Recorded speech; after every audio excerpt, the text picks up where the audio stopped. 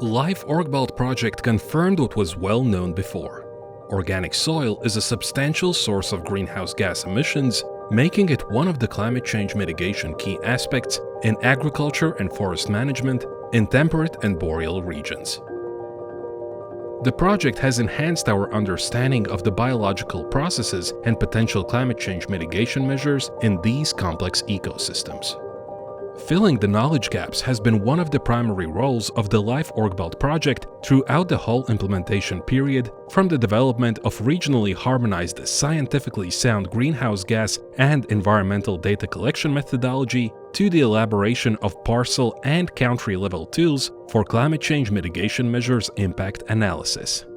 Some of the project's achievements derive from the initially set goals, and those include improved greenhouse gas inventory, developed organic soil area maps, cost-effective climate change mitigation measures identified and demonstrated, and tools for impact assessment of climate change mitigation measures developed.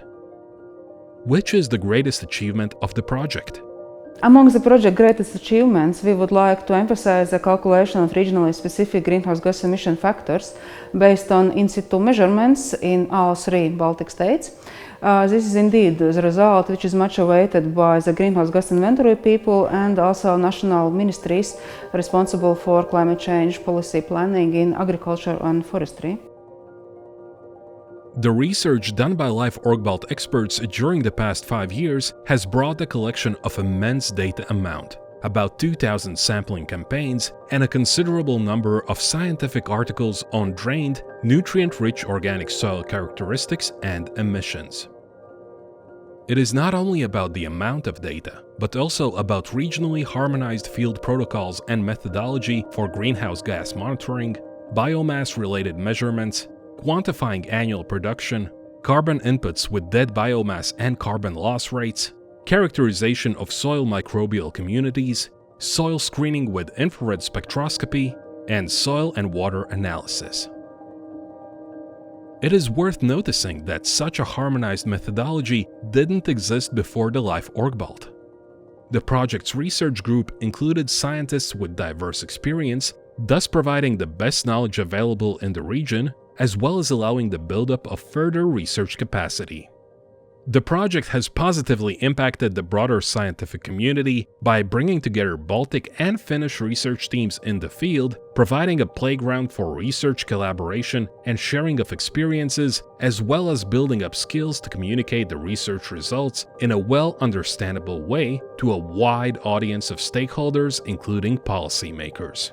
Apart from our actual research outcomes like scientific publications, we have achieved a lot more together, much of which is invisible to the broader audience, and it deals with developing good practices in science, harmonizing methodologies, networking and collaborating in a big international project, all of which are really important skills for young researchers.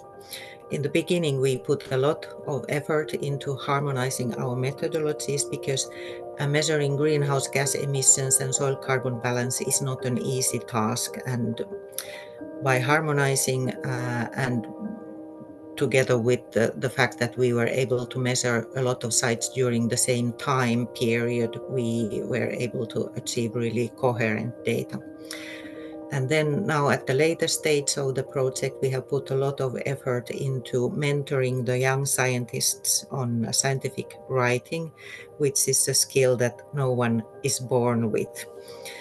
And I think that these silent knowledge skills that we have fostered in the project will build a really good basis for the young scientists to build their future career on.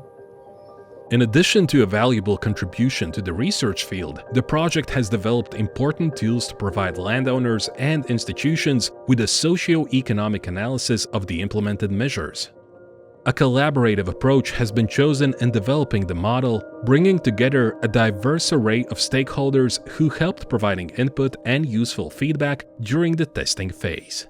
The models provide an overall assessment of the socio-economic implications of the climate change mitigation measures implemented in the project. Great importance has been given to the model's presentation and to training activities to provide stakeholders with guidelines and insights on how to benefit from them. Although both models are based on data relating to potential implementation of climate change mitigation measures, their target audiences differ.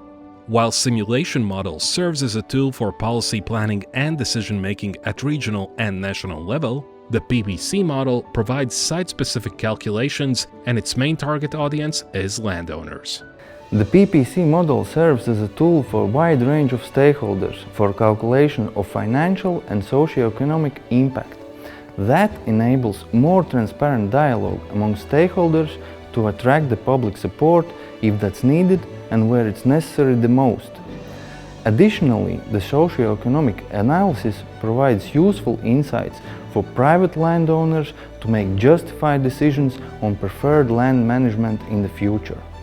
Climate change mitigation measures have been implemented in 16 demo sites located in Latvia and Finland. But the project's activities and results lie on the expertise and involvements of all partners and on a strong teamwork led by researchers from all partner countries. What have partners gained from the project activities and results?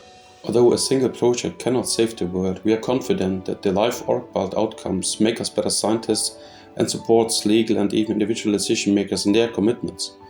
We gather data together and in the same way across all the Baltic states and Finland. That's a big wow. These data plus the calculated more precise emission factors ending up in modeling and simulation tools are used by and for policy and even individual decision makers here, but not only in Estonia. And what brings the future? Well, the project is not yet done, and we are glad that we found highly valuable and trusted partners to initiate upcoming mutual projects in Northern Europe and beyond. Through rigorous research and data analysis, live OrgBalt gave valuable insights into the effectiveness of various mitigation strategies, providing policymakers with evidence-based guidance to inform their decision-making processes. At the moment, policymakers are faced with the complex task of implementing climate change mitigation measures in various policy areas. It is especially challenging in the land use sector as emissions fluctuate and are harder to predict. The pressure on land is increasing, and food security should be the priority while developing knowledge and science-based land use policy.